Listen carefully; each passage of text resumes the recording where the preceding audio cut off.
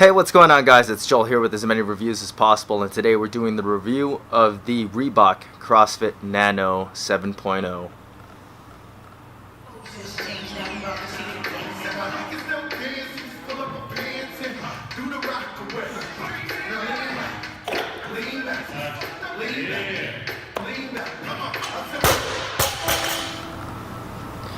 Alright guys, if you haven't seen my initial impression video of the CrossFit Nano 7.0, I highly recommend that you check that out before we start this video. The Reebok CrossFit Nano 7.0, the latest iteration of the long-standing Nano series from Reebok, the only actual CrossFit shoe that's on the market, though they have dropped a lot of the branding except for this little itty bitty logo right at the TPU heel counter. I think a lot of the criticism of the Nano 7.0s is kind of unjust. I don't actually think it's a bad looking shoe. This is the skull gray colorway and it looks a lot better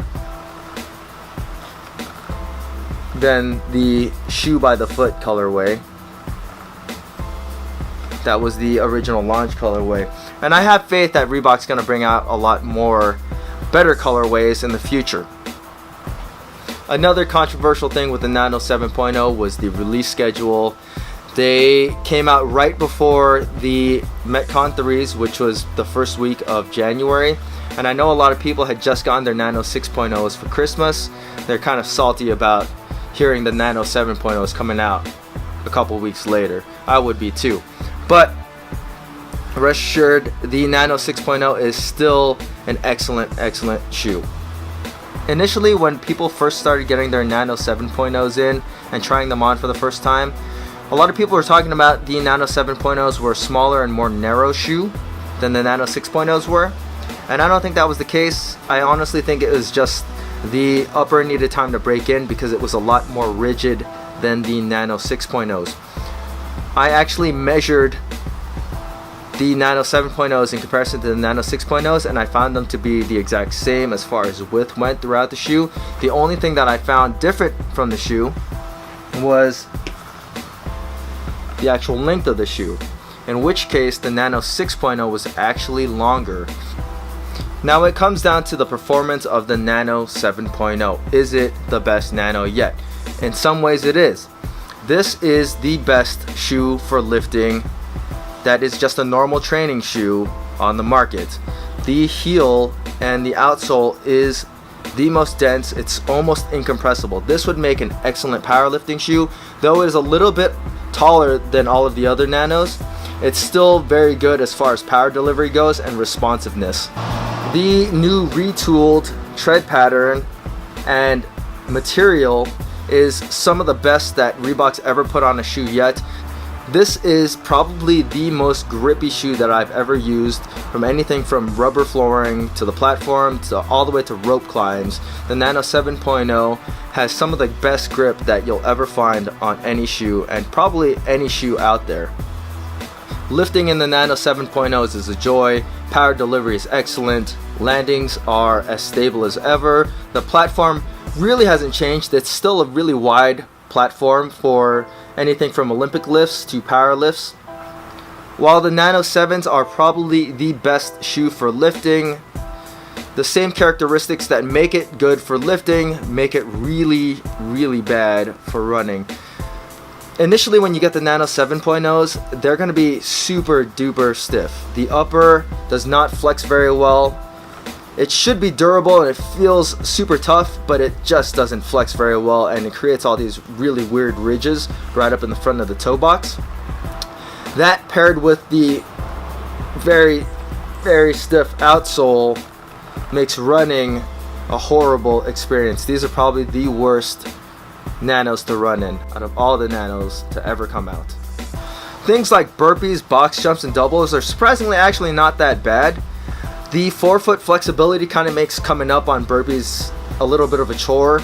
The responsiveness of the Nano 7s makes box jumps okay, even though landings are a little bit hard. Double unders in the Nano 7s is also pretty good. You'll never really lose track of where your footing is, and the only real flex area that you need for double unders is kind of right there, so it's not too big a deal. I never really got any kind of soreness in my plantar region from using the Nano 7s for doing double unders. The Nano 7 versus the Nike Metcon 3. In this battle, I'm going to say that for the overall CrossFit shoe, the Nike Metcon 3 is the winner. Movement in the Nike Metcon 3 is just a lot better. Moving around feels more natural. Running is more natural. This is a more flexible shoe overall. It's a little bit more lightweight, and it is still very good to lift in. The Nano 7s are definitely the more stable shoe, but moving around in the Nano 7s is just kind of a chore, and it's just a clunky shoe. So are the Nano 7s better than the Nano 6.0s? And in my opinion, I'm going to have to say no. The Nano 6.0s were one of the greatest training shoes and still are one of the greatest training shoes that I have ever used. The platform is excellent for weightlifting. The flexibility is probably the best out of all of the Nanos, and this is one of the best Nanos to do any kind of running in. It's very comfortable. The upper flexes with you, moves with your foot really well, and it's still a very durable shoe, and it's stable enough to do any kind of lifting on. I do pretty much all my lifting in the Nano 6.0s, and I have absolutely no problems. The Nano 7.0s are definitely the more stable lifting shoe, but you're sacrificing a whole lot, and when you're doing a CrossFit workout, it's not always just lifting. So that's where the Nano 6.0 just kind of takes the cake there. I really wanted to like the Nano 7.0s. I thought that they were met with a lot of unjust criticism, but at the end of the day, while I do like them, I just can't recommend them over the Nano 6.0s, which are right now cheaper. So make sure you get your hands on some of those before they completely discontinue those. And even the Nike Metcon 3s, which right now might be my favorite training shoes, other than the Nano 6.0s. Once again, that's not to say that the Nano 7.0s are without value. These are, like I said, some of the best lifting shoes. If you're a power lifter, Nano 7.0s all the way. If you're not having to move your feet around all that much, the Nano 7.0s are the way to go. But if you are doing any CrossFit style workout, any kind of hit, the Nano 7.0s might not be the best option because there are the Nano 6.0s and the Nike Metcon 3s out right now. If you guys have any questions about the Nano 7.0s, feel free to leave them in the comment section. And as always guys, hit that like button, make sure you subscribe to my channel, and thanks for watching.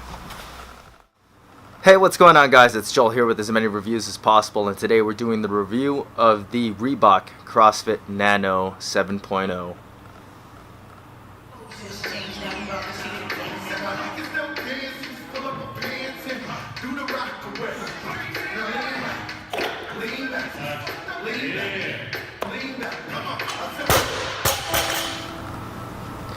Alright guys, if you haven't seen my initial impression video of the CrossFit Nano 7.0, I highly recommend that you check that out before we start this video.